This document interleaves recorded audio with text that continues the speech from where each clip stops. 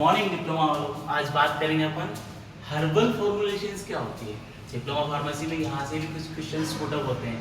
What is the basic important of herbal formulation. तो introduction की बात करेंगे आपका हर्बल फॉर्मुलेशंस, ठीक है। हर्बल फॉर्मुलेशन क्या होती है ये बताएगा मुझे। एक वही फॉर्मुलेशन जो अपने को प्लांट से मिलती है, पेड़ पौधों से मिलती है, जो कि प्लांट बेस्ड होती है, ठीक है। उसको आप कैसे बनाते हो और मॉडर्न लाइफ में आप कैसे काम में लेते हो, इसकी क्या एप्लीकेशंस रहती है, कितनी डोजेस फॉर्म्स रहती है, लाइक मॉडर्न डोजेस फॉर्म कितनी रहेंगी, उसको बनाने में आपको क्या क्या चैलेंजेस आएंगे, ये सारी चीज़ें we have to read out. वो सारी चीज़ें हमें पढ़नी रहेगी, क्योंकि मॉडर्न ड्रग्स फॉर्मुलेशंस में ये सारी चीज़ें काफ़ी इंपॉर्टेंट होती है। Without this it's very tough to identify all of this things. इसके बिना हमें काफ़ी टफ रहता है, कोई भी चीज़ हम लोग आइडेंटिफाई नहीं कर सकते हैं।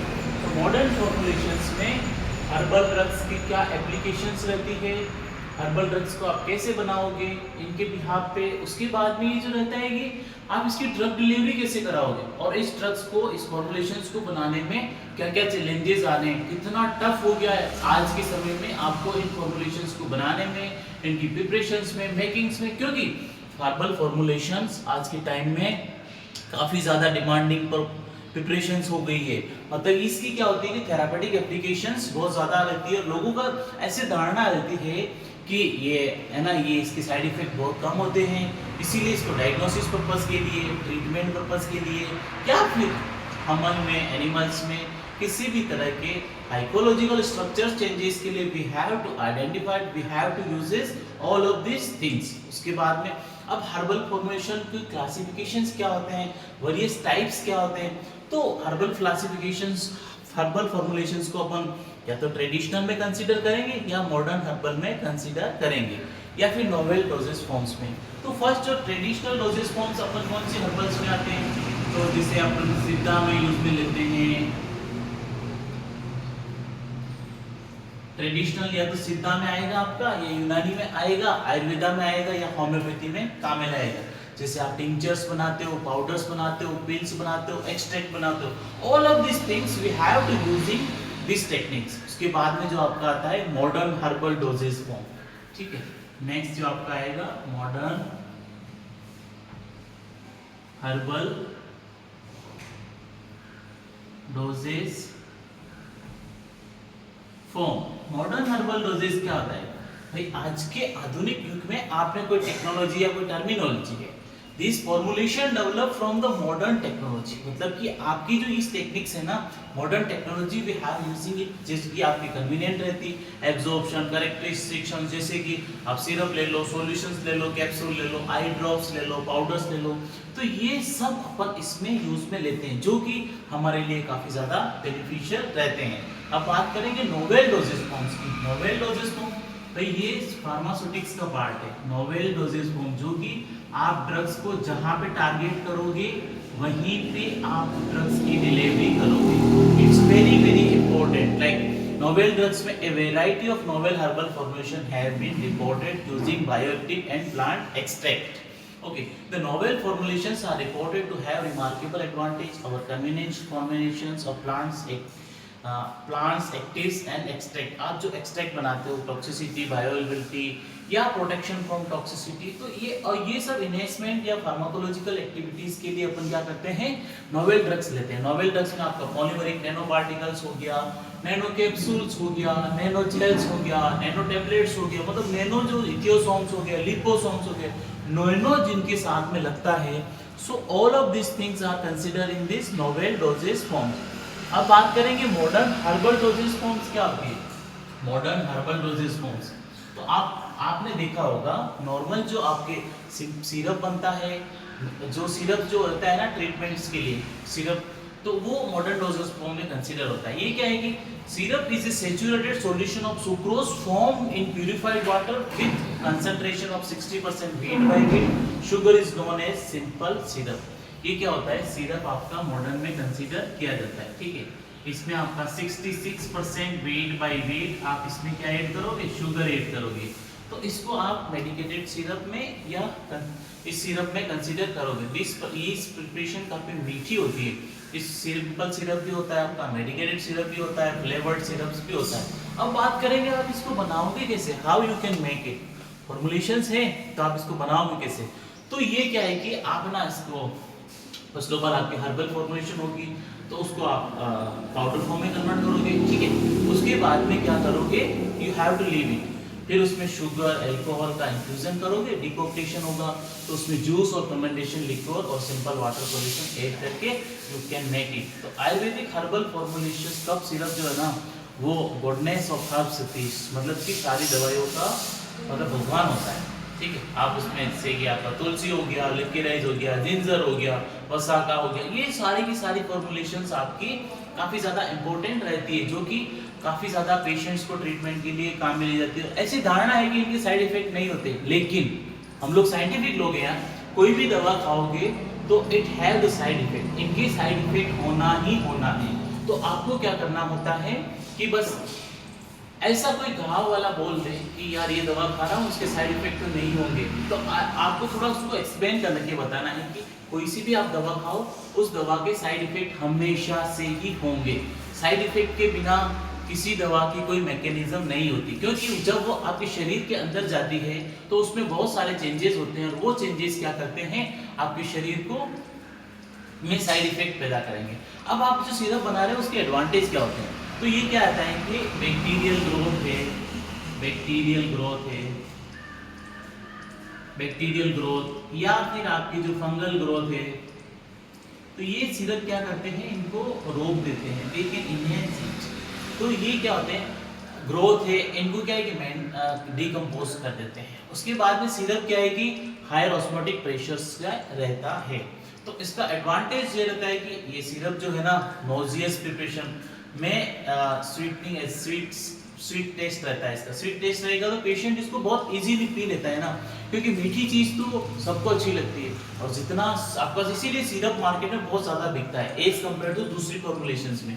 पेशेंट सिरप को पीना पसंद करेगा लेकिन टेबलेट खाना कम पसंद करेगा, क्योंकि सिरप मीठा होगा और मीठी चीज़ मीठा तो बच्चे भी लेते हैं ना बहुत ज़्यादा, इसीलिए बच्चों में हमेशा देखना आप लिक्विड सिरप ही लिक्विड फॉर्मुलेशंस ही मिलती है। अगला जो अपना आता है ट्रेडिशनल मॉडर्न में ही आपका आता है मिक्सचर्स, ठीक है, मिक्सचर्स,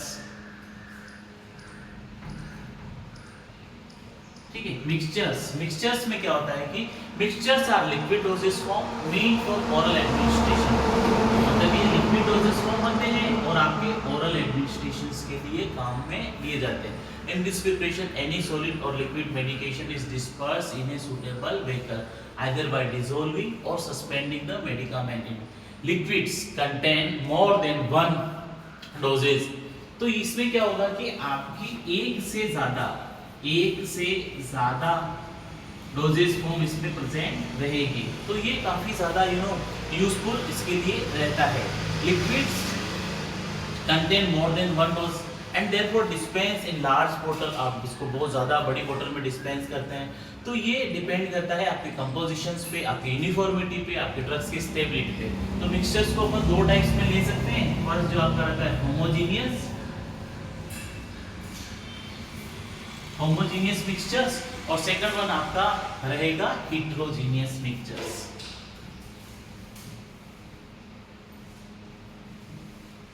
होमोजीनियस और हिट्रोजीनियस ये दोनों दो टाइप्स के मिक्सचर्स रहेंगे।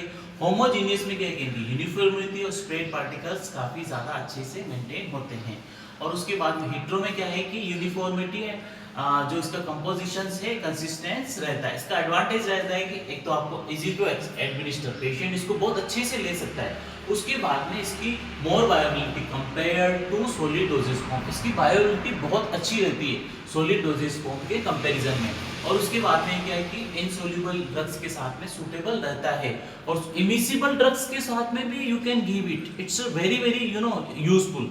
उसके बाद में क्या है कि थोड़ा डिसएडवांटेज रहता है कि थोड़ा इनकॉम्पिटेबल रहेगा, टेडियस रहेगा और लेस थोड़ी स्टेबिलिटी का इसमें बहुत ही ज्यादा प्रॉब्लम्स आती है, स्टेबिलिटी का इश्यूज आता है। नेक्स्ट जो अपन बात करेंगे वो है आपका टेबलेट्स की, ठीक है,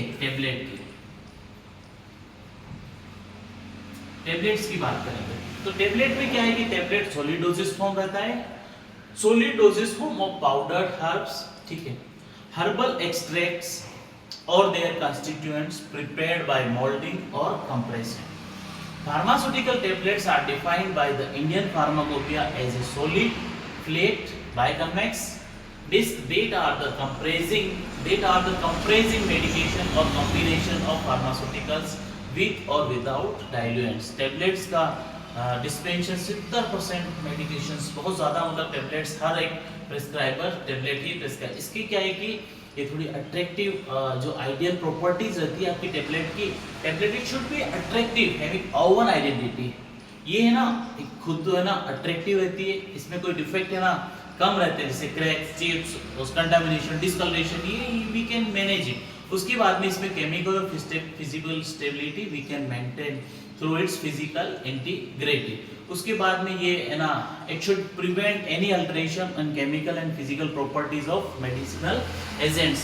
अब इसके एडवांटेज की बात करें तो ये क्या है कि it is in unit doses form, ये यूनिट डोजेस फॉर्म में रहते हैं क्योंकि स्टेबल और एक्यूरेट डोज देते हैं आपको। ये इजी टू यूज रहते हैं, इनका हैंडलिंग और कैरी भी बहुत अच्छे से वी कैन मैनेज, और मैन्युफैक्चरिंग कॉस्ट बहुत कम आती है, मतलब सिरप के कंपैरिजन में भी आपका कम रहते हैं। लेकिन क्या है कि इसके कुछ डिसएडवांटेज रहते हैं, लेकिन जैसे कि आपकी लो डेंसिटी रहेगी इसकी, उसके बाद में ना हाइग्रोस्कोपिक ड्रग्स के साथ में ये सुटेबल नहीं रहती, इसका मैचिंग नहीं हो पाएगा। नेक्स्ट जो आपका आता है कि इसकी थोड़ी बीटर टेस्ट आता है, कड़वा टेस्ट रहता है, जो और थोड़ी गंदी स्मेल आती है, ऑब्जेक्शनेबल ऑडियोस रहती है, जो कि पेशेंट कभी-कभी क्या है कि थोड़ा अनइजीनेस फील करता है। और आप बच्चों को तो ये दे ही नहीं सकते हो, क्योंकि हाँ कुछ कंडीशंस में आप बच्चों को दे सकते हो, बाकी it should be very very tough to given into the childs. Next जो आपके हर्बल्स में आता है, आपका जो आता है इन्फ्यूजन्स, ठीक है। इन्फ्यूजन्स क्या होता है? Can anyone tell us? Infusions क्या होता है? It's a dilute aqueous preparation prepared from herbal materials known as infant. Dilute aqueous preparation होगी जो कि herbal material से बनाते हैं। ये क्या होता है कि cold और hot water का और herbal extraction के साथ में use करते हैं, और dilute solution that should be stored in cold and dry place. Its shelf life is up to 24 hours. जैसे टी, कॉफी, लेमन, जैसे आप क्या करते हैं ना कभी रात को गला करके छोड़ देते हो, सुबह आप पीते हैं, तो आप उसको इन्फ्यूजन में कंसीडर कर सकते हो। नेक्स्ट जो आपका आता है टिंचर। टिंचर क्या होता है? Can anyone tell us? कोई गाइस बताएगा मुझे टिंचर्स क्या होता है? तो ये क्या होता है कि अल्कोहलिक और हाइड्रो अल्कोहलिक एक्सट्रैक्ट होता है of herbal material using 1 part of 5 to 10 parts of ethanol, तो can be cool, dry and dark place. तो टिंचर में क्या होता है कि आप एक पार्ट अपनी ड्रग्स लेंगे और 8 से 10 पार्ट आपका इथेनॉल लेंगे और इसको आप कूल प्लेस पे छोड़ देंगे, तो आपका टिंचर बन जाती है, जैसे कि tincture of iodine, tincture of cannabinis. तो ये सारी preparations we are using for the treatment of various kind of infections. तो ये काफी ज्यादा इंपॉर्टेंट रहता है। नेक्स्ट जो आपका आता है वो आता है ऑइंटमेंट, ठीक है।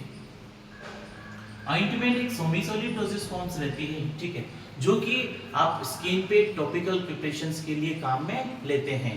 तो सेमी सॉलिड प्रिपरेशन है, इसमें क्या है कि एनहाइड्रस एमिसिबल बेस रहता है, जो कि typically applied to the mucosa of the nose, rectum और स्किन। आप है ना या तो नोज पे अप्लाई करोगे या स्किन पे अप्लाई करोगे या नोज पे यू कैन रेक्टम में अप्लाई कर सकते हो।